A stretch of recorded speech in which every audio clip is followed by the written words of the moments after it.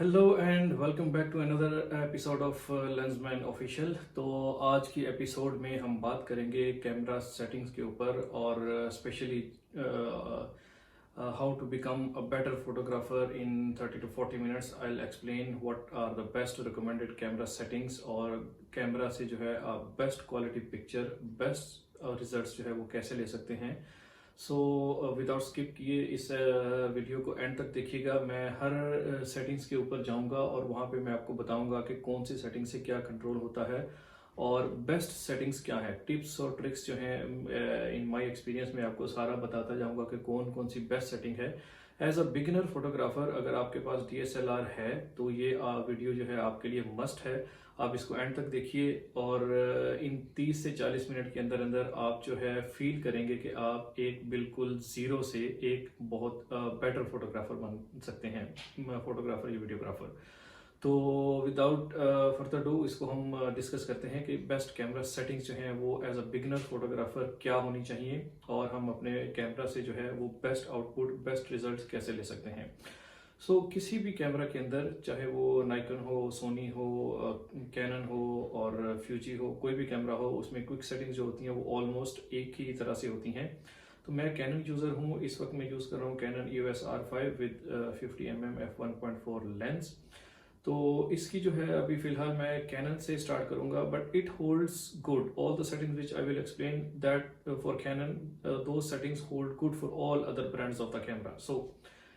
जब भी आप जो क्विक सेटिंग्स होती हैं, जो क्विक मेन्यू होता है कैमरा का, वो कुछ इस तरह से दिखाई देता है। तो उसके अंदर ये सारी सेटिंग्स होती हैं, जो यहाँ पे डायल्स भी होते हैं कैमरा के अंदर, यहाँ से भी आप कंट्रोल कर सकते हैं। तो मैं आपको एक एक सेटिंग्स पे जाके एक्सप्लेन करूंगा ब्रीफली कि आप ये सेटिंग्स हैं वो आपकी फोटो को किस तरह से अफेक्ट करती हैं और जो है आप best settings as a beginner photographer क्या हैं जिससे आप बेस्ट रिजल्ट ले सकेंगे। ठीक है, तो सबसे पहली जो टिप है वो ये है कि जब आप क्विक मेन्यू में जाते हैं, आप देख रहे हैं कि मैं इस वक्त मैनुअल मोड में शूट कर रहा हूँ। जब आप थोड़ा सा कॉन्फिडेंट फोटोग्राफर बन जाते हैं तो आप मैनुअल में शूट कर सकते हैं। मैनुअल शूटिंग जो है उससे बेस्ट रिजल्ट मिलते हैं। लेकिन as a beginner photographer I will recommend you don't use manual mode at all. Try to use aperture priority और शटर प्रायोरिटी। ठीक है, तो एज अ बिगिनर फोटोग्राफर कभी भी मैनुअल पे शूट ना करें, हमेशा ऑटो पे शूट कीजिए और फिर उसके बाद बाकी सेटिंग्स जो है वो कैसे सेट करनी है ऑटो पे शूट करने के लिए, वो भी जैसे जैसे कोर्स ही आगे जाता जाएगा वीडियो तो मैं आपको एक्सप्लेन करता जाऊंगा। सबसे पहले जो है आपने इसको चेंज करना है मैनुअल सेटिंग से। आप इसको मैनुअल मोड से आप ले आएंगे। आप प्रोग्राम मोड के अंदर भी लेके आ सकते हैं, आप शटर प्रायोरिटी के अंदर भी लेके आ सकते हैं, आप अपर्चर प्रायोरिटी के अंदर भी लेके आ सकते हैं। और बाकी ये कस्टम है, कस्टम 3, कस्टम 2, कस्टम 1, आप कस्टम सेटिंग्स कर सकते हैं कि जब आपने शूट करना है तो बजाय हर सेटिंग को आप जाके सेट करने के, आप एक सेटिंग जो है वो उसको रख सकते हैं और उसको C1 प्रेस करेंगे तो वो कैमरा जो है वो सारी सेटिंग्स लोड कर लेगा जो आपने कस्टम करके रखी हुई हैं। ठीक है, इसी तरह से जो सबसे आसान मोड है वो है सीन इंटेलिजेंट ऑटो। वो खुद पिक करता है कि सीन के अंदर क्या है आर्टिफिशियल इंटेलिजेंस को यूज करते हुए और वो बेस्ट रिजल्ट देता है। उसके अलावा हमारे पास ये फ्लेक्सिबल प्रायोरिटी ऑटो एक्सपोजर है, ये भी यूज कर सकते हैं। प्रोग्राम मोड भी यूज कर सकते हैं, शटर प्रायोरिटी। तो मैं फिलहाल इसको लेके जाता हूँ अपर्चर प्रायोरिटी पे, अपर्चर वैल्यू, अपर्चर प्रायोरिटी। तो मोस्टली जो है सबसे वाइडली जो है वो ये वाला मोड यूज किया जाता है, अपर्चर प्रायोरिटी, अपर्चर वैल्यू। इसको हम सेट कर लेंगे। और दूसरी चीज जो है यहाँ पे ये है आपकी अपर्चर अपर्चर, शटर, ISO। ये जो तीन चीजें हैं ये हैं आपकी एक्सपोजर ट्रायंगल। ठीक है, एक्सपोजर ट्रायंगल जो है वो मैं आपको वीडियो के एंड पे एक्सप्लेन करता हूँ क्योंकि इस पे सबसे ज्यादा टाइम लगेगा। ISO, शटर स्पीड और जो हमारा एफ स्टॉप है उसको कैसे कंट्रोल करना है। ठीक है, स्टार्ट हम करते हैं। सबसे पहले जो major settings as a beginner photographer आपको देखनी है वो सबसे पहले आप आएंगे यहाँ पे। ये है जी आपका ये पिक्चर क्वालिटी, कि आपकी जो पिक्चर क्वालिटी है वो आप कौन सी रखना चाहते हैं। जब आप इसको प्रेस करते हैं तो आपको इस तरह की स्क्रीन दिखाई देगी।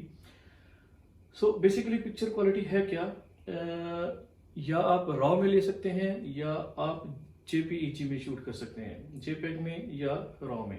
ठीक है, रॉ क्या होता है, रॉ जो होता है वो रॉ डाटा है पिक्चर के अंदर, बहुत हाई मेगापिक्सल की पिक्चर होती है। और उसमें फ़ायदा हमें ये होता है कि हम अगर कोई भी सीन शूट कर रहे हैं, हमने या ओवर एक्सपोज कर लिया या अंडर एक्सपोज कर लिया, बाद में पोस्ट प्रोसेसिंग में एडोब फोटोशॉप में या कोई भी पोस्ट प्रोसेसिंग का सॉफ्टवेयर है, हम उसमें जाके वो सारी डिटेल्स जो है हम उससे रिकवर करा सकते हैं। अगर पिक्चर हमारी बहुत ज़्यादा डार्क आई है जिसमें इतनी ज़्यादा डिटेल्स नहीं है, अगर हमने उसको रॉ मोड में शूट किया है, so we can go back to the picture, we can just reveal और we can expose all the details in that picture. इसी तरह से ओवर एक्सपोज हुई है जहाँ पे बर्न आउट नहीं है लेकिन ओवर एक्सपोज है, वहाँ पे हम डिटेल्स लाना चाह रहे हैं तो हम वहाँ से भी उसकी डिटेल्स ला सकते हैं। और raw is very powerful but it needs post processing. So as a beginner photographer, I will not suggest you to shoot it in RAW. I will suggest you to shoot it in JPEG. Now what is JPEG? JPEG is like it's already processed or finished image which it will show you. Now in JPEG we have different options. Okay, JPEG में जैसे जैसे हम इधर आते जाएंगे, so you will see as as I'm hovering through all these, the values here are changing. Okay, what is this? So first of all, if I'm shooting here, this is large, L means large, that is like if we set this one, it means it will not shoot JPEG, it will shoot only RAW if we are here RAW. Okay, but here I am just saying don't shoot RAW, negative, shoot JPEG. So large, so this one is large. Large is 45 megapixel. This is the these are the dimensions 8192 multiplied by 5464. This is very like huge picture. ये normally अगर आपने print के लिए जाना है तो वहाँ पे ये चीज़ें बहुत मैटर करती हैं। अगर आपने बड़े साइज का प्रिंट लेना है या आप कोई बर्डिंग फोटोग्राफी कर रहे हैं जहाँ पे आपको बहुत ज़्यादा क्रॉप करना है, तो आप इमेज जो है वो क्वालिटी उसकी बड़ी रखिए, ताकि जब आपको क्रॉप करेंगे उस पिक्चर को तो उसके अंदर ज़्यादा से ज़्यादा डाटा होना चाहिए। तो उसके अंदर जो है आपको क्रॉप करेंगे तो बहुत ज़्यादा नॉइज़ या वो बैंडिंग वगैरह नहीं आएगी। सो अगेन जैसे जैसे हम इसको लाते जाएंगे 45 megapixel, then these are two medium options. First medium is 22 megapixel. These are the dimensions of the picture. Then we go here. This is again medium quality, 22 megapixel. Then small, large, medium, small. Picture का size large, medium, small. Quality जो है picture की quality वो small size में होगा। ये small वाला जो है ये so this one is 12 megapixel. Dimensions जो है वो कम होती जा रही हैं। Small 12 megapixel, small two 3.8 megapixel. तो अगर आपके पास मेमोरी कार्ड अच्छा है, I will recommend as a beginner photographer take memory card which has larger capacity, so you can shoot JPEG as well as RAW, so you have both the options, or just shoot large so you have the option of crop, so you can have a good crop. अच्छा memory card लीजिए, बड़ी capacity का लीजिए, large के ऊपर shoot कीजिए तो आपको प्रिंट करने में और क्रॉप करने में बड़ी आसानी रहेगी। So these are all sizes, different sizes, picture quality, small, medium, large, okay, JPEG। तो जैसे जैसे आपका थोड़ा कॉन्फिडेंस बनता जाएगा, आप इसको कर सकते हैं कि आप JPEG जो है उसको 0 कर दीजिए और रॉ जो है उसको आप ले सकते हैं। यहाँ पे रॉ नहीं है, सिर्फ JPEG खींचेगा। अगर मैं इसको इस तरह से करता हूँ, लार्ज JPEG और रॉ खींचेगा, दो, वो एक ही पिक्चर को दो क्वालिटीज में रखेगा, एक रॉ में, एक ही पिक्चर दो दफा आएगी, एक रॉ इमेज आएगा, एक JPEG इमेज आएगा। सो आपके पास दोनों ऑप्शंस होंगी। अगेन आपके पास मेमोरी कार्ड जो है वो बड़ी कैपेसिटी का होना चाहिए अगर आप रॉ और JPEG दोनों शूट करना चाह रहे हैं। तो रॉ में अगर हम चाहते हैं तो okay, let's make JPEG no, raw yes. So raw में भी हमारे पास दो ऑप्शंस हैं, one is raw 45 megapixel and the other one is C raw, compressed raw. So this is compressed one. This is also 45 megapixel, but this is compressed. It has a little bit lower quality than raw. So if you are shooting raw, then you will get 45 megapixel. These will be the dimensions of the print size. So this is very powerful. So always as a beginner, shoot raw and shoot large. So this is picture quality. Okay, this one I explained. Now this is your memory card. This is just showing like which memory cards you have. I have only one memory card, and then you can auto switch the card or separately or whatever. These are just card 1 and card 2. Canon R5, it has two memory card slots. Okay, again we have talked the picture quality. Now we can go to white balance. Here this is another major thing. This is white balance. So what white balance does is it affects the color temperature of the picture. Color of the picture, जो color होता है वो color temperature जो होता है वो major किया जाता है केल्विन के अंदर. उसकी यूनिट जो है, उसकी इकाई जो है वो केल्विन होती है. कितने केल्विन है, कितने केल्विन, जितने ज़्यादा केल्विन होते जाएंगे उतना ब्लू होता जाएगा, जितने कम केल्विन होते जाएंगे उतना ये येलोइश होता जाएगा. सो अगेन अगर हम वाइट बैलेंस में जाते हैं, auto white balance, as a beginner photographer I am recommending don't shoot in auto white balance. If you shoot in auto white balance, maybe there will be no consistency in your pictures. If you are shooting maybe 100 pictures, then each picture will have different colors. And if you are just synchronizing the settings on all the pictures, you are taking one picture and you are applying the settings and you want all those settings to be applied to the other pictures, that will not work, because each picture will be a different will have different color temperature. So avoid shooting auto white balance. Okay, this is one thing. Next thing is white balance. We can put it as daylight. Okay, daylight, it means if you are outside and there is sun, so you can use this daylight option. Otherwise you go to shade. If it is cloudy, shade, you are in the shade, it's sunny, or you are in the shade, you can see this one. Then next one is cloudy. If you are in you have a cloudy day, you are outside, shooting outside, and then you can use this cloudy. The next one is tungsten light. If you have some lights which is bulbs, tungsten bulbs, so if you are shooting where the light is mostly from the tungsten bulbs, so you can use this white balance. Or the next one is white fluorescent light. So if the light color is white fluorescent, then you can choose this white balance. Or flash, if you are using flash indoors, then you can use the flash white balance. Then you can make a custom white balance. Okay, custom white, if you go to the custom white balance, this one is color temperature, so you can choose the color. 5600 is the normal, 5600 or 5500 is normal, which I'm using. 55 or 5600, this gives me like nice balance between yellows and blues, so whitish type image, this one. So you can go ahead, sorry, again I will go, so you can go higher up to 10,000 kelvins. Okay, then you can go as low as 2500 Kelvin. Okay, depending on your choice. But as a beginner photographer, I will always recommend you between 5000 to 5500. This one is good color temperature. This is good settings for the color temperature.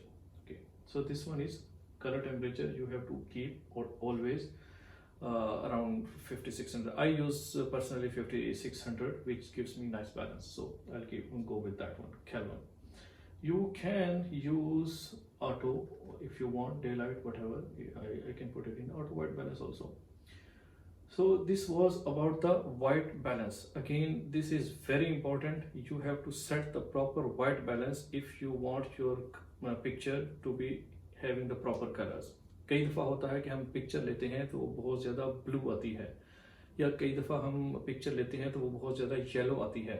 सो अगर आपकी picture बहुत ज़्यादा yellow है या बहुत ज़्यादा bluish है तो problem is here white balance. So you have to set the white balance. ये हम बहुत सारे कस्टम इफेक्ट जो होते हैं उसके लिए भी यूज़ कर सकते हैं। फॉर एग्जांपल हम आउटडोर शूट कर रहे हैं और हमने कोई पिक्चर का स्टाइल ऐसा रखना है कि बाहर बहुत ज़्यादा सर्दी है या शाम का मौसम है, धुंध का मौसम है, कुछ इस तरह से हमने इफेक्ट देना है, तो हम इसका जो वाइट बैलेंस है वो ब्लूइश की तरफ कर देते हैं, ब्लूइश। और जब ये ब्लू हो जाता है तो फिर हम अपनी लाइट जो होती है उसके ऊपर yellow colour gel, CTO gel लगा के, कलर टेम्परेचर येलो ऑरेंज, वो सीटीओ जेल लगा के लाइट के ऊपर हम येलो कलर सब्जेक्ट के ऊपर रखते हैं। येलो और ब्लू जो बैलेंस हो जाता है, बैकग्राउंड आपका ब्लू लगेगा। That is for advance photographer. When we reach up to that stage then I'll take you along. I'll explain how to do that one maybe in the next future episode. So this was white balance. My suggestion, always don't use the auto white balance. Go to whatever condition you are in and select that one. I will select my own preference. And then the next thing is this, you can say the settings, which is profile, picture profile settings. As a beginner photographer, these are not important to you, and it doesn't mean anything to you as a beginner, so it will not affect any of your pictures. These are just the styles. If I take you here, ASP, if you go here, auto, standard, portrait, and it has all the related parameters. Then landscape, if you are using portrait, you can go with that one. You are using landscape, you can go here. These are the standards. And then fine details, neutral and faithful, monochrome if you're using black and white, so monochrome settings, or you can make the custom settings. Okay, you can define what settings it should be, then you can use it. Okay, normally people shoot it as neutral, so it is neutral, so you have to make the colors very neutral colors, no yellowish, bluish, or like saturated colors. So neutral is very fine.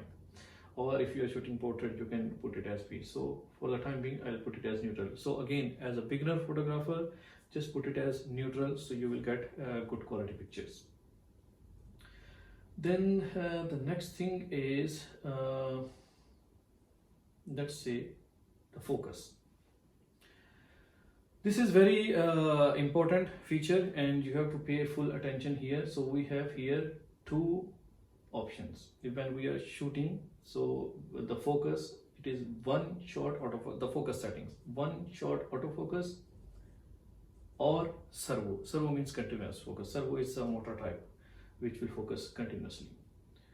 Okay, so what this does is, one shot, जब आप कोई भी shot लेना चाहते हैं, अगर आप इसको सिलेक्ट कर लेते हैं, ओके, यस, वन शॉट। सो अगर आप कोई भी सीन ले रहे हैं, इसमें क्या होता है कि आप सीन के ऊपर कोई भी फ्रेम लेते हैं, अपने सब्जेक्ट के ऊपर जो है आप फोकस रखते हैं, शटर बटन को हाफ प्रेस कर देते हैं, एक्सपोजर सेटिंग्स जो हैं वो लॉक हो गई।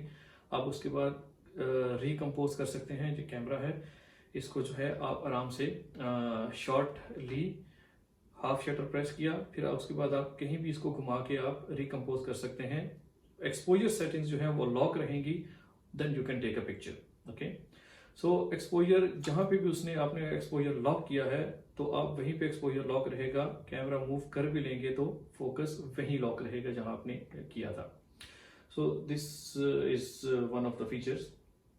ओके, सो वन शॉट, अगर आपने कोई शॉट लेनी है, रूल ऑफ थर्ड्स के ऊपर आपने सब्जेक्ट को 1/3 पे 2/3 पे रखना है, तो आप फोकस पॉइंट जो है, अगर आप मिडिल फोकस पॉइंट यूज कर रहे हैं, क्योंकि मिडिल फोकस पॉइंट जो सबसे ज्यादा शार्प फोकस पॉइंट होता है, मिडिल फोकस पॉइंट को आप उस पर्सन पे रखेंगे या सब्जेक्ट पे रखेंगे, हाफ शटर प्रेस कर देंगे, सेटिंग सब लॉक हो गई। उसके बाद आप रिकम्पोज करके सब्जेक्ट को इस साइड पे या इस साइड पे सेंटर से हटा सकते हैं, एक्सपोजर सेटिंग, और आपका फोकस जो है वो लॉक रहेगा। ठीक है, ये है वन शॉट।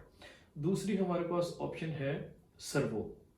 अगर हम सर्वो सिलेक्ट करते हैं तो इसमें क्या होता है, एक्सपोजर लॉक नहीं होता हाफ बटन प्रेस करने से।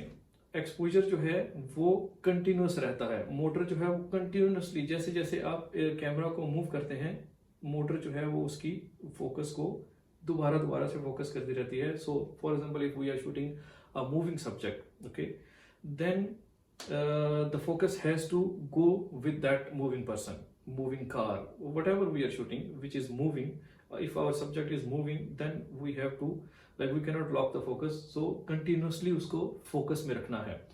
so उस वक्त आप जो है ये सर्वो सेटिंग यूज कर सकते हैं अगर आपका सब्जेक्ट जो है वो मूव हो रहा है। पुराने जो वर्जन्स हुआ करते थे, यहाँ पे एक तीसरी ऑप्शन भी हुआ करती थी। तीसरी ऑप्शन हुआ करती थी पुराने कैमरास के अंदर, जो अभी DSLRs हैं उनके अंदर शायद अभी होगी, जैसे 5D Mark III, 5D Mark IV था, उसके अंदर एक तीसरी ऑप्शन भी थी। उसमें क्या होता है, जब वो तीसरी ऑप्शन आप सिलेक्ट करते हैं तो वो ऑप्शन ये थी कि आपका अगर वो खुद ही कैमरा इंटेलिजेंस, अपनी आर्टिफिशियल इंटेलिजेंस से पिक करता था। अगर सब्जेक्ट आपका स्टैटिक है, आप हाफ शटर प्रेस करते हैं तो वो एक्सपोजर सेटिंग और फोकस जो है आपका वो लॉक कर देगा और आप रिकम्पोज करके पिक्चर खींच सकते हैं। और अगर आपका सब्जेक्ट जो है, जब आपने फोकस लॉक किया, वो स्टैटिक था, वो मूव होना शुरू हो जाता है, तो कैमरा ऑटोमेटिकली जो है वो वन शॉट से सर्वो में ले आएगा।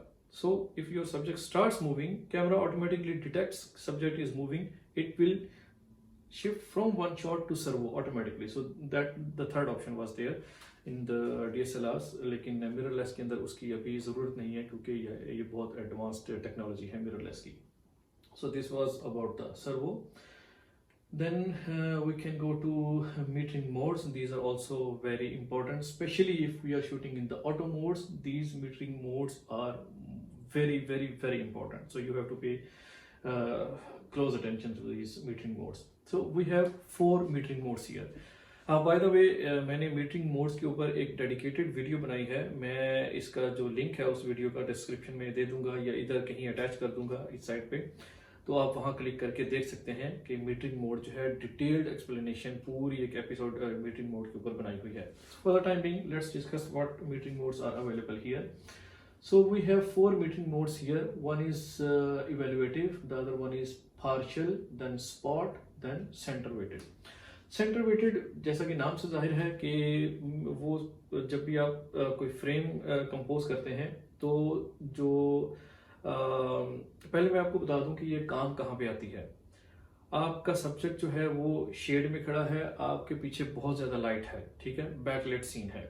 जैसे नॉर्मली होता है हम आउटडोर शूट कर रहे हैं, पीछे सूरज है, तो आप जब खींचते हैं तो क्या होता है, कैमरा को लगता है कि बहुत ज्यादा लाइट है सीन के अंदर, क्योंकि पीछे सूरज है, सूरज से लाइट सारी जो है वो रिफ्लेक्ट होके या डायरेक्टली इसके सेंसर के टकरा रही है। तो कैमरा सोचता है कि बहुत ज्यादा लाइट है, वो उसको कंपनसेट करने की कोशिश करता है, एक्सपोजर को कंपनसेट करता है और लाइट जो है उसको कम करता है ताकि लाइट मुनासिब मिकदार में अंदर आ सके, बहुत ज्यादा लाइट अंदर एंटर नहीं हो। जब वो उसको थोड़ा कम करता है तो हमारा जो सब्जेक्ट है वो डार्क हो जाता है, जो हमारा बैकग्राउंड है वो प्रॉपर्ली एक्सपोज हो जाएगा, सब्जेक्ट हमारा डार्क हो जाएगा। बहुत दफा ऐसा होता है कि आप आउटडोर में तस्वीरें खींच रहे हैं, पोर्ट्रेट्स खींच रहे हैं, तो आपका जो सब्जेक्ट है वो डार्क रहता है, या आप स्नो वगैरह में या बहुत ज़्यादा वाइट सीन है या वाइट बैकग्राउंड के ऊपर आप कोई तस्वीर खींच रहे हैं, तो जब आप तस्वीर खींच लेते हैं तो वो ग्रे कलर की आ जाती है, वो व्हाइट कलर की नहीं रहती है। वो क्या होता है, व्हाइट भी होता है, जब कैमरा देखता है कि आप बहुत ज़्यादा व्हाइट कलर के आगे खड़े हैं तो कैमरा सोचता है कि बहुत ज़्यादा ब्राइटनेस है सीन के अंदर, वो उसको कम करके मिडल के अंदर ले आता है। मिडल ब्लैक एंड व्हाइट का मिडल जो है वो ग्रे कलर होता है, तो उसको ग्रे करने की कोशिश करता है। तो अगर आप ऑटो पे शूट कर रहे हैं, वाइट सीन है, वाइट बैकग्राउंड है, कोई वेडिंग है जहाँ पे वाइट फूल लगे हैं, दूल्हा ने या दुल्हन ने वाइट कलर का सूट पहना है या किसी रिलेटिव ने वाइट कलर का पहना है, जब आप तस्वीर खींचते हैं तो तस्वीर जो है वो ग्रे कलर की आती है और अंडर एक्सपोज होता है सब्जेक्ट। उसको कंट्रोल करने के लिए, ऐसी सिचुएशंस को कंट्रोल करने के लिए जो है हम मीटरिंग का यूज करते हैं। अब क्या है centre weighted metering. Centre weighted metering के अंदर क्या होता है, नाम से जैसे जाहिर है कि वो जो भी आपका सीन है जो आपने कंपोज किया हुआ है, कैमरा उस सारी स्क्रीन से एक्सपोजर लेता है, ठीक है, और सबसे ज़्यादा जो वेटेज है वो सेंटर को देता है। अगर आपका सब्जेक्ट सेंटर के अंदर है तो वो ज़्यादा वेटेज जो है वो उसको देगा और उस हिसाब से उसको न्यूट्रल करने की कोशिश करेगा, यानी कि एक्सपोजर जो है वो बैलेंस करने की कोशिश करेगा, ना ज़्यादा ओवर एक्सपोज ना अंडर एक्सपोज, प्रॉपरली एक्सपोज करने की कोशिश करेगा। तो सेंटर वेटेड ये वाला है। और दूसरा है स्पॉट मीटरिंग। स्पॉट मीटरिंग क्या है? जब आपका कैमरा का फोकस पॉइंट होता है वो एग्जैक्ट स्पॉट बनाता है, वहां पे रेड कलर का आता है स्पॉट जब आप शटर बटन हाफ प्रेस करते हैं।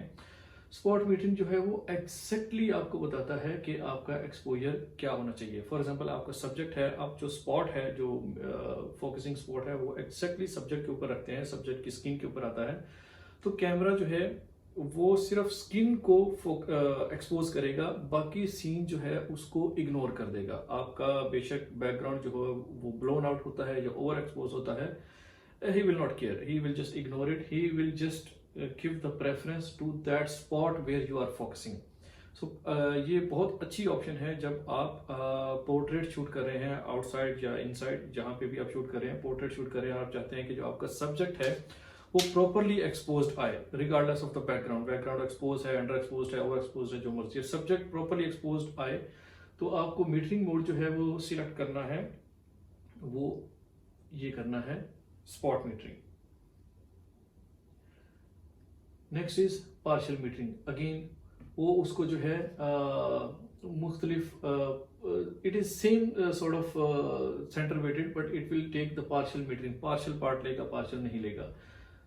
तो फर्स्ट वाली जो है इवेल्युएटिंग, ये मैं इसलिए इसको इग्नोर कर रहा हूँ कि ये मोस्टली हम लोग यूज करते नहीं। As a beginner photographer don't use that one, evaluative metering. So इसमें if I am going to explain that one, evaluative metering के अंदर क्या होता है कि आप जो भी फ्रेम लेते हैं उस फ्रेम को वो 4 हिस्सों में डिवाइड कर लेता है। इसका जो भी सेटिंग्स हैं वो उस फ्रेम को 4 हिस्सों में डिवाइड करेगी, और हर पोर्शन को, हर जो आपका पोर्शन उसने बनाए हैं 4, 6, 8 से जितने भी, वो हर पोर्शन को अलहदा अलहदा कैलकुलेट करेगी और फिर उनका जो है कंबाइंड एक निकालेगी एक्सपोजर के इसका प्रॉपर एक्सपोजर क्या होना चाहिए।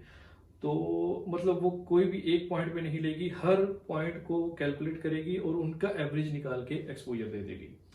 तो as a beginner photographer again I will suggest कि अगर आप एज अ बिगिनर ही जा रहे हैं तो सबसे ज़्यादा जो यूज़ होती है वो सेंटर वेटेड यूज़ होती है, या वो इवेल्युएटिव मीटरिंग यूज़ होती है कि पूरे वो जोन्स बना देगा, 4, 6 व्हाटएवर जोन्स, वो जोन बना के उसमें अलग अलग वो एक्सपोजर को कैलकुलेट करेगा और आपको प्रॉपर एक्सपोजर देगा।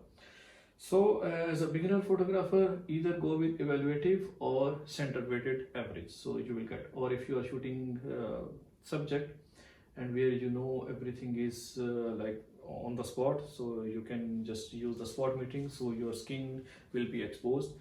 लेकिन क्या होता है कि जैसे हम गैदरिंग के अंदर हैं या कुछ वेडिंग है या कुछ बर्थडे है या कोई भी ऐसा सीन है, ग्रेजुएशन है, तो हमारे लोग जो हैं वो ज़ाहिर है वो मूव कर रहे होते हैं, लोग आ जा रहे हैं या कैंडिडेट शॉट्स हमने लेने हैं, तो स्पॉट मीटिंग जो है वो इतनी ज़्यादा रिलायबल नहीं रहती है, क्योंकि आप नहीं अफोर्ड कर सकते जब तक आप स्पॉट को मीटर करेंगे जब तक वो सब्जेक्ट आपका मूव कर चुका होगा। Again as a beginner photographer my suggestion would be to go with the centre weighted और evaluative metering. Don't use partial और spot metering unless your subject is static and you know where to focus exactly. So these are the metering modes. मैंने आपको video जो है वो मैं side पे लगा दूंगा, सो आप उसको देख सकें। नेक्स्ट जो है वो हम अगर मेन्यू में जाते हैं तो हमारे पास ये मैं यूज़ कर रहा हूँ कैनन R5, तो ये वाईफाई की वहाँ पे ब्लूटूथ या कनेक्शन जो भी हमने करना है उसके लिए है। ये स्टैंडर्ड वही पिक्चर मोड्स हैं। White balance shift as a beginner photographer, again don't play much with this one. Again now because we are explaining the metering mode, so this is also related with the metering mode, so I will explain this one. This is exposure compensation. So what is exposure compensation? Again मैं आपको थोड़ा सा पीछे लेके जाता हूँ कि जब आप कोई तस्वीर खींचते हैं आउटडोर जहाँ पे लाइट बहुत ज़्यादा है, बैकलिट सीन है, सूरज है पीछे, सूरज गुरूब हो रहा है और आप आगे खड़े हैं, आपकी तस्वीर खींचते हैं, तो आपकी तस्वीर जो है वो ब्लैक आती है और सूरज जो है वो प्रॉपरली एक्सपोज्ड आता है। सो अगर आपकी पिक्चर जो है वो अंडर एक्सपोज्ड है, सो आप उसको प्रॉपरली एक्सपोजर कैसे दे सकते हैं? तो वहाँ पे जब आप मीटरिंग मोड जो है वो सिलेक्ट करते हैं और आपकी पिक्चर जो है अभी भी सही नहीं आ रही है, तो आप एक्सपोजर कंपनसेशन का ऑप्शन यूज करते हैं। एक्सपोजर कंपनसेशन के ऊपर भी मैंने एक अलहदा से प्रैक्टिकल डेमोन्स्ट्रेशन दे के वीडियो बनाई हुई है, उसका भी मैं लिंक जो है यहाँ पे कहीं पे दे दूंगा, तो आप लोग जाके वो देख सकते हैं। तो अगेन एग्जांपल लेते हैं, आपके पास कोई प्रोडक्ट है जो आप वाइट बैकग्राउंड के ऊपर शूट करना चाह रहे हैं। तो जब आप वाइट बैकग्राउंड के ऊपर शूट करते हैं अपनी प्रोडक्ट को या सब्जेक्ट को, तो सब्जेक्ट और जो वाइट की बजाय वो बैकग्राउंड आपका ग्रे कलर का हो जाता है, क्योंकि कैमरा सोचता है कि जो सबसे प्रॉपर एक्सपोजर है वो ग्रे कलर का है, सो वो वाइट को ग्रे कर देता है। सिमिलरली अगर आप कोई सब्जेक्ट है आपका ब्लैक ड्रेस के अंदर है, ब्लैक बैकग्राउंड के ऊपर आप शूट कर रहे हैं, तो वो भी जब आप शूट कर लेते हैं, जब आप देखेंगे रिजल्ट, तो वो ग्रे कलर में आएगा, वो पिक्चर ब्लैक कलर में नहीं होगी ऑटो मोड्स के अंदर। तो उसको हम कैसे कंट्रोल कर सकते हैं? वो एक्सपोजर कंपनसेशन से कर सकते हैं। अगर आपकी पिक्चर जो है वो ब्लैक बैकग्राउंड पे आप सब्जेक्ट को खींचना चाह रहे हैं और वो ग्रे कलर का आ रहा है, तो आप एक्सपोजर कंपनसेशन को माइनस की तरफ ले जाएंगे। अंडर एक्सपोज होगा तो आप इसको माइनस की तरफ ले जाएंगे, इस साइड में माइनस की तरफ। और अगर आपका जो फ्रेम है वो ओवर एक्सपोज है, तो आप इसको प्लस की तरफ ले जाएंगे। यानी आप व्हाइट बैकग्राउंड पे शूट कर रहे हैं जो कि ग्रे कलर का आ रहा है, सो व्हाइट को व्हाइट रखने के लिए आप एक्सपोजर कंपनसेशन जो है उसको 1 स्टॉप, 2 स्टॉप या 3 stop, depending on what you are shooting, और आपके रिजल्ट्स क्या आ रहे हैं डिपेंड करता है उसके ऊपर, आप उसको +1, +2, +3 एक्सपोजर कंपनसेशन कर सकते हैं। इसी तरह ब्लैक बैकग्राउंड के ऊपर अगर आप शूट कर रहे हैं और वो ग्रे कलर का आ रहा है, तो आप उसको -1 एक्सपोजर कंपनसेशन कर सकते हैं, -2, -3। सो फॉर एग्जांपल ब्लैक बैकग्राउंड है और ब्लैक या डार्कर बैकग्राउंड है, और आपके सब्जेक्ट ने, ग्रूम ने, ब्राइड ने, किसी ने भी ब्लैक कलर का या कोई फंक्शन है, किसी ने ब्लैक सूट टक्सीडो पहना है, तो अगर आप उस पर शूट कर रहे हैं तो आपका वो ग्रे कलर का आ रहा है, तो आप क्या कर सकते हैं, क्योंकि आप ऑटो में शूट कर रहे हैं इसलिए आपके पास कंट्रोल नहीं है, तो आप क्या करेंगे, -1 या -2 जो है इसको सेट कर लेंगे, और उसके बाद आपका ब्लैक, प्योर ब्लैक आएगा। और फिर उसके बाद आपको, you don't need to worry, you just take the camera, keep shooting, every picture will be in those circumstances, every picture the black will be pure black, the white will be pure white if you use exposure compensation in auto modes। लेकिन यहाँ पे again एक मैं आपको tip देता चलूं कि as a beginner photographer, after you are done shooting, just don't let it be in negative or plus always। तो इससे क्या होगा कि आप जब नेक्स्ट शूट करेंगे तो वो आपकी पिक्चर्स डार्कर या ओवर एक्सपोज, अंडर एक्सपोज आएंगी। तो हमेशा जब आप एक्सपोजर कंपनसेशन यूज कर लें, यूज करने के बाद आए और मेन्यू में आके इसको दोबारा से 0 कर दें, ताकि आपका जो भी पिक्चर आप नेक्स्ट टाइम लेंगे उसके अंदर कुछ प्रॉब्लम नहीं हो। सो इस बात का ख्याल रखिएगा कि इसको हमेशा आफ्टर द शूट 0 करना है एक्सपोजर कंपनसेशन। ठीक है, ये हो गया हमारा एक्सपोजर कंपनसेशन, ये भी हमने कर ली। और ये फ्लैश एक्सपोजर कंपनसेशन है, ये भी एक एडवांस ट्यूटोरियल है, इसके ऊपर मैं बनाऊंगा। ये भी exposure compensation, flash exposure compensation और मीटरिंग मोड्स, ये तीनों आपस में रिलेटेड हैं। So as a beginner photographer you don't need to worry about flash exposure compensation. So what we are missing here, this is white balance shift. Again, this has nothing to do with as a beginner photographer। Large zone auto focus जो है ये हम discuss कर सकते हैं, लेकिन ये different cameras के अंदर डिफरेंट होता है। तो डिपेंडिंग ऑन द सिचुएशन आप क्या शूट कर रहे हैं, आप अपना जो ऑटो फोकस है, क्योंकि कैमरा का ऑटो फोकस अभी नए कैमरास के अंदर, मिररलेस के अंदर बहुत शानदार हो गया है। तो जब आप ऑटो फोकस के अंदर आते हैं तो यहाँ पे आपके पास ऑप्शंस क्या हैं। सबसे पहले है फेस ट्रैकिंग। सो अगर आप मूवी रिकॉर्ड कर रहे हैं या पिक्चर्स ले रहे हैं तो क्या करेगा, फेस को ट्रैक करेगा। तो स्पेशली वो आईज को ट्रैक करेगा, और जब भी आप पिक्चर लेंगे तो वो टैग शार्प आएंगी। तो ये है इसका auto focus. spot autofocus, so you can make one spot and you can just put it as one spot autofocus, so you have to select that point, and whenever you will shoot, that particular point will be in focus. Then it is one point autofocus. So this is very spot, this is one point, so a bigger area. Then it is expanded area, bigger than this, this one. Then again another expanded autofocus area around. Then it is zone. So zone autofocus, which zone you are going to autofocus. Then it is like portrait and landscape. If you are to vertical, this is autofocus, and this is landscape, horizontal, vertical, horizontal. So whatever is your situation, what you are shooting, you can select the autofocus method. But for most of the time, because I normally shoot portraits, तो मेरा जो है camera वो face tracking के ऊपर रहता है, face plus trekking. सो आई auto focus करता है, फेस ट्रैक करता है और उसको ट्रैक करता रहता है. सो कंटिन्यूसली फोकस करता है. वीडियो के अंदर अगर मैं मूव हो रहा हूँ या मेरा सब्जेक्ट जिसको मैं शूट कर रहा हूँ उसको वो मूव हो रहा है, तो I don't need to refocus. So camera will keep on autofocus with the help of servo motor. So servo and autofocus points, it will always take that one. Next one, the major portion again here. So this is exposure triangle. So exposure triangle is very important. If you are a beginner photographer, you have to understand which mode you have to shoot, what you are shooting, and how to control your exposure. तो ये तीन settings हैं, ISO, f stop और यहाँ पे होगा aperture, जो कि अपर्चर वैल्यू है यहाँ पे. ठीक है, इसको एक्सप्लेन करने के लिए मैं इसको जो है मैनुअल मोड के अंदर ले जाता हूँ. So you can see this one. This is shutter speed 1/10, like यानी 1 सेकंड के 10वें हिस्से में शटर जो है, ये शटर है, ये ओपन होगा, फ्रेम लेगा, शटर क्लोज हो जाएगा. So this is shutter speed. Slow shutter speed, fast shutter speed. So this is shutter speed. This is f-stop. Again, camera जो है उसका जो ओपनिंग है, जो लीफ है उसके कैमरा के, जो ओपनिंग कैमरा के अंदर रहती है, वो जितना ज़्यादा वाइड ओपन होगा उतनी ज़्यादा लाइट सेंसर के अंदर जाएगी. वो जितना ज़्यादा नैरो होगा उतनी कम लाइट अंदर जाएगी. सो वो एक्सपोजर कंट्रोल होता है वहाँ से. ISO जो है वो सेंसिटिविटी ऑफ सेंसर है. बेसिकली ISO क्या होता है, जैसे पुराने दौर में होता था जब हमारे पास कैमरे मैनुअल थोड़ी पॉइंट एंड शूट कैमरे हुआ करते थे, जिसमें हम बाजार जाके एक फिल्म लाया करते थे और फिल्म कैमरा के अंदर डलती थी, रोल, उसके अंदर कुछ 28-32 तस्वीरें होती थी. तो रोल के ऊपर केमिकल लगे होते थे. वो केमिकल जब लाइट से एक्सपोज होते थे तो पिक्चर बनती थी.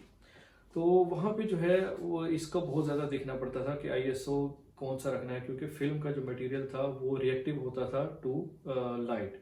यहाँ पे भी सेम है, लेकिन यहाँ पे क्योंकि फिल्म वगैरह नहीं होती है, अभी डिजिटल कैमरे हैं, तो सेंसर है. फिल्म की जगह सेंसर आ गया. तो सेंसर जो है वो कितना सेंसिटिव है लाइट को. अगर वो हम इसको ISO की वैल्यू ज़्यादा कर देंगे तो camera will be much sensitive to the light.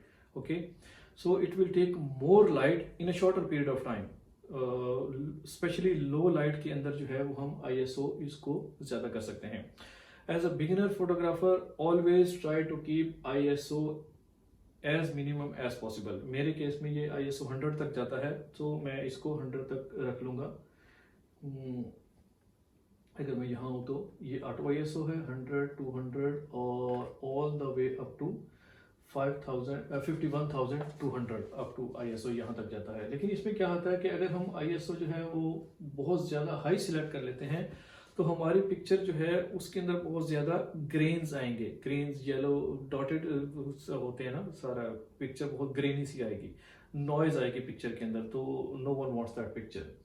So ISO जो है कोशिश कीजिए इसको मिनिमम रखिए. 100 मेरे केस में मिनिमम है, तो मैं इसको मिनिमम 100 रख लूँगा. लेकिन अभी नई टेक्नोलॉजीज़ के साथ सेंसर जो है वो बहुत बेटर परफॉर्मेंस देते हैं ISO के अंदर. और मैं अगर 200, 400, 800, इवन 6400 ISO पे भी शूट कर रहा हूँ तो कैमरा सेंसर जो है वो मिनिमम नॉइज देता है, मिनिमम जो है उसकी ग्रेन्स देता है, इवन हाई ISO 6400 के ऊपर. ठीक है, तो हमेशा शूट कीजिए मिनिमम आईएसओ के अंदर।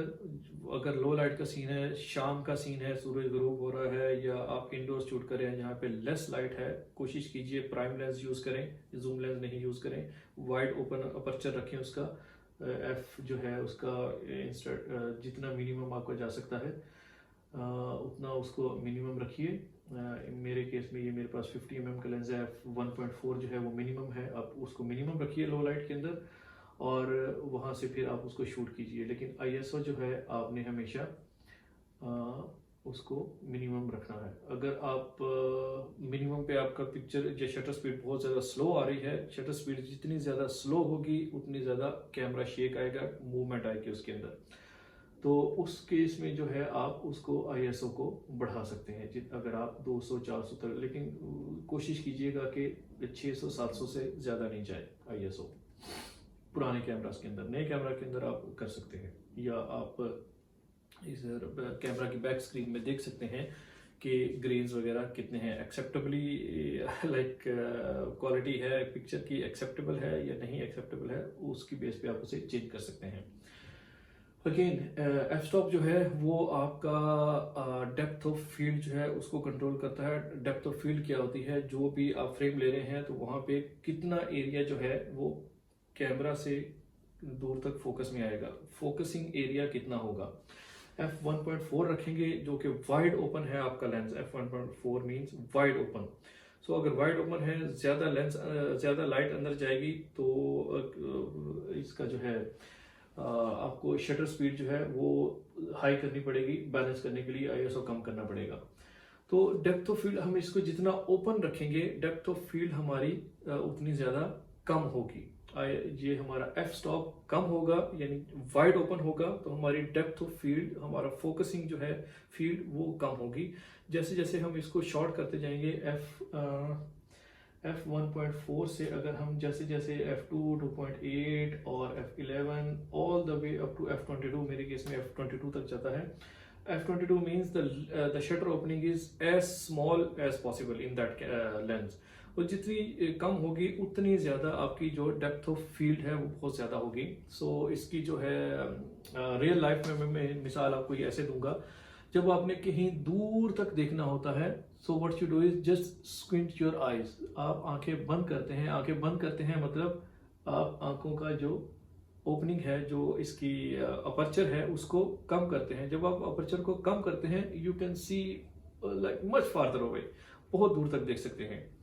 और जब आप आंखें खोलते हैं तो मोस्टली क्या होता है, दूर आपको नजर नहीं आता है तो वो ब्लर हो जाता है। सो अगेन जब आपने दूर तक फोकस रखना है, डेप्थ ऑफ फील्ड बहुत ज्यादा रखनी है, आंखें क्लोज करते हैं यानी ओपनिंग क्लोज करते हैं। ये जो कैमरा की ओपनिंग है आपको कम करनी है, f22 तक लेके आनी है। बिगर द नंबर, यहाँ कंफ्यूजन है, bigger the number smaller the aperture size, smaller the number bigger is the opening of the aperture, ये आप याद रखिएगा। Similarly shutter speed, shutter speed क्या है कि जितनी ड्यूरेशन के लिए शटर ओपन होगा और कैमरा का सेंसर एक्सपोज होगा। ये कैमरा का फॉर एग्जांपल सेंसर है, इसके आगे शटर है। जब आप शटर बटन दबाते हैं कैमरा जो है वो आपका सेंसर जो है एक्सपोज होता है और वापस शटर आ जाता है, उसको क्लोज कर देता है। सो इस सेकंड जो ये जो ड्यूरेशन है इसके अंदर लाइट इस पे जाती है और इमेज बना देती है और दोबारा से बंद कर देती है।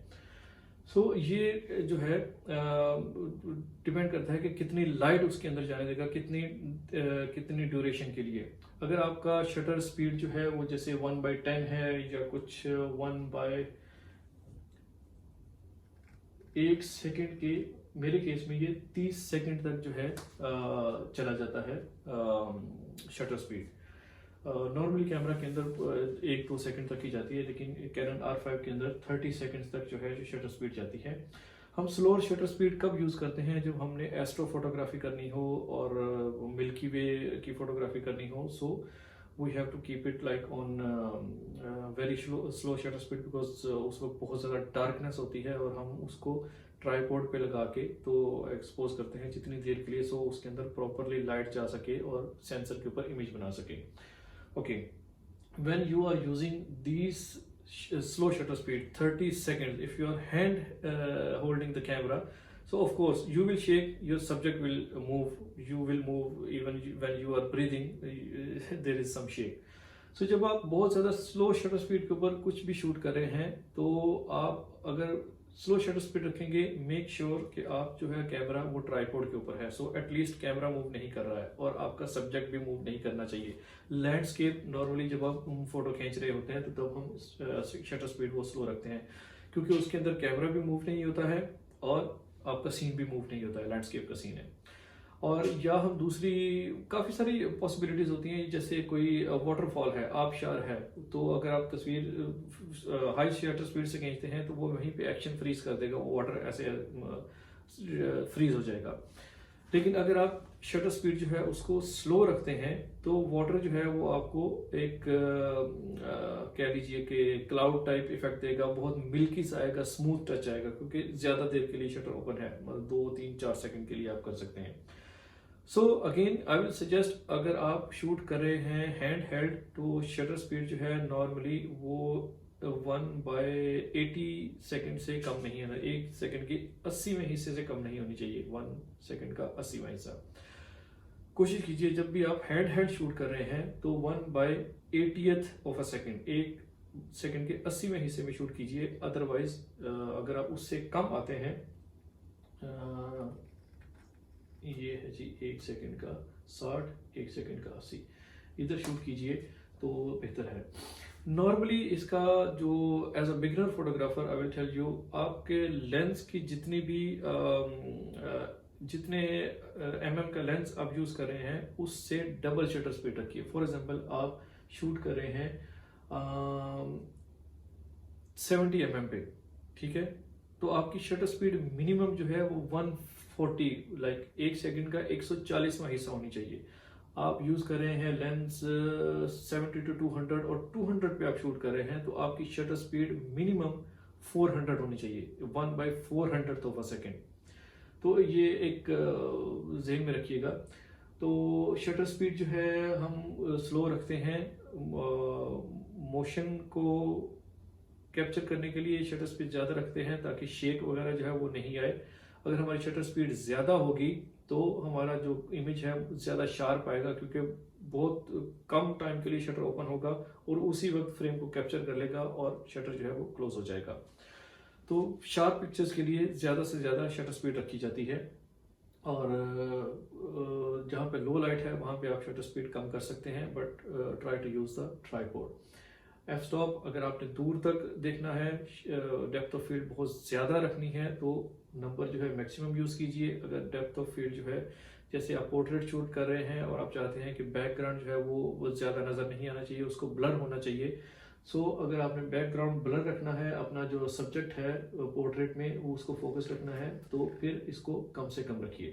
लेकिन इतना भी कम ना रखिए कि आप जब आपका हैंड शेक या आप जब ब्रीथ कर रहे हैं उससे भी वो आ जाए। तो मैं सजेस्ट करूंगा कि आप as a beginner photographer f3.2 से कम नहीं जाइए जब आप पोर्ट्रेट ले रहे हैं और बैकग्राउंड ब्लर करना है। ब्लर बैकग्राउंड करने के लिए भी ये जो है आपका एक तो subject camera to subject distance भी होता है और दूसरा अपर्चर होता है, उससे हम कंट्रोल करते हैं bokeh means out of focus background. So अगर आप शूट कर रहे हैं, जैसे मैक्रो कर रहे हैं तो फ्लावर ले रहे हैं, आप चाहते हैं कि बाकी एक फ्लावर फोकस में आए, बाकी सारे आउट ऑफ फोकस हो जाएं, तो आप जो है एफ स्टॉप वो कम से कम रखेंगे, 1.2, 1.2 और 3.2 इस तरह से। और अगर आप चाहते हैं ग्रुप ऑफ पीपल है सबके सब शार्प आने चाहिए तो आप एफ जो है F11, F8 वहाँ तक रखेंगे।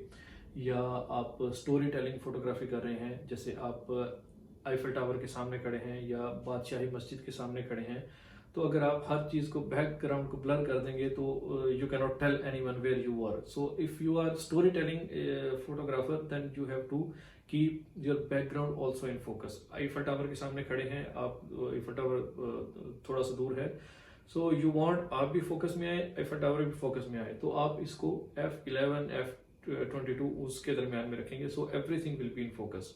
स्टोरी टेलिंग में हर चीज़ फोकस में आनी चाहिए। या आप किसी यादगार पे जाके तस्वीर ले रहे हैं तो कोशिश कीजिए आपका सब्जेक्ट और हर चीज़ फोकस में आए। ये नहीं है कि वो आउट ऑफ फोकस हो जाए तो आपको पता नहीं चलेगा कि आपने ये कहाँ खड़े होकर तस्वीर ली थी। तो ये है एक्सपोजर ट्रायंगल। सो अगर आप ये ज़्यादा कर देंगे, सेंसिटिविटी ज़्यादा कर देंगे, तो आपको ये कम करना पड़ेगा, ये कम करना पड़ेगा। अगर ये आप कम करते हैं और फिर भी जो है ये कम है, ये भी आपने कम रखा, तो आपका अंडर एक्सपोज आ रहा है, आप इसको ओपन कर सकते हैं, शटर को ओपन कर सकते हैं। ओपन करने का मतलब शटर एफ स्टॉप जो है वो मिनिमम नंबर पे आएगा। इसी तरह से आप चाहते हैं कि हमारा सब्जेक्ट है वो बहुत ज़्यादा शार्प आए, तो शटर स्पीड आपको ज़्यादा करनी पड़ेगी। शटर स्पीड ज़्यादा करेंगे तो इसका मतलब है लेस लाइट कैमरा के सेंसर में जा रही है।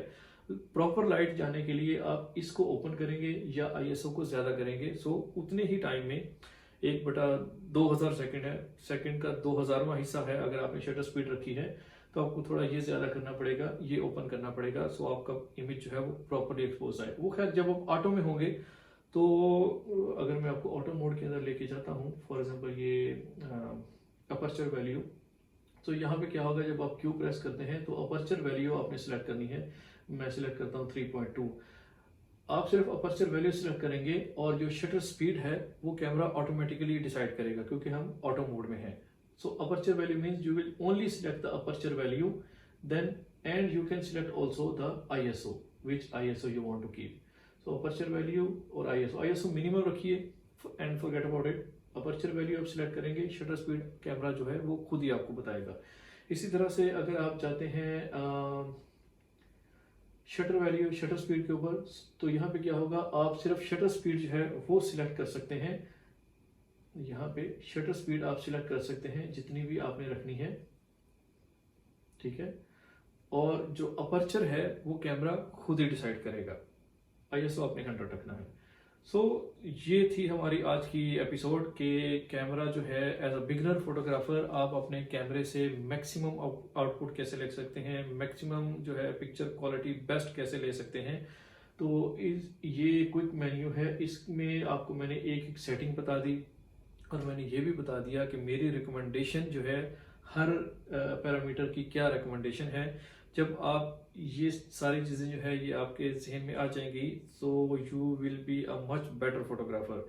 अगर आपने ये वीडियो एंड तक देखी है, from the start till end, you can take your camera now and you will feel much confident photographer. कि अगर सिचुएशन ऐसी आ रही है जिसमें सब्जेक्ट अंडर एक्सपोज्ड आ रहा है, तो आपको क्या करना है, नाउ यू नो। अगर ओवर एक्सपोज्ड आ रहा है या वाइट बैकग्राउंड पे आप शूट कर रहे हैं, वो ग्रे कलर का आ रहा है, now you know what to do, how to do the metering, how to do the exposure compensation, focusing आपने कैसे रखनी है, पिक्चर क्वालिटी आपने कौन सी रखनी है, कैसे रखनी है, रॉ शूट करना है, JPG शूट करना है, लार्ज पिक्चर क्वालिटी लार्ज रखनी है, स्मॉल रखनी है, मीडियम रखनी है। Now you no your camera menu much better than 40 minutes before. So hopefully you have learned a lot from this video, or if you like this video, if you feel you have benefited from this video, consider liking this video and subscribing to my channel. And next video में एक next topic के साथ आपके खिदमत में हाजिर होंगे। तब तक के लिए इजाज़त, अल्लाह हाफिज़।